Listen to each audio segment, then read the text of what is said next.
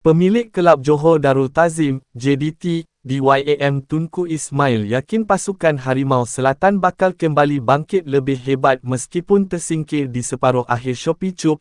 JDT terpaksa akun menelan kepahitan apabila terlepas tiket ke pentas final Shopee Cup musim ini selepas tumbang di tangan Buriram United dengan keputusan agregat 4-3 pada Rabu. Biarpun tersingkir, JDT mempamerkan semangat juang yang tinggi untuk bangkit mengikat agregat 3-3 pada suatu ketika meskipun ketinggalan 2 gol sebelum pertarungan epik ini bermula. Oleh itu, Tunku Ismail menerusi sebuah komen di Instagram official Johor meluahkan rasa cukup bangga dapat melihat semangat juang tinggi yang ditampilkan pasukan JDT selama 120 minit aksi. Baginda turut yakin pasukan Harimau Selatan bakal kembali bangkit lebih hebat pada musim hadapan seperti kebiasaan yang dilakukan saban tahun untuk memastikan JDT kekal di tahap terbaik.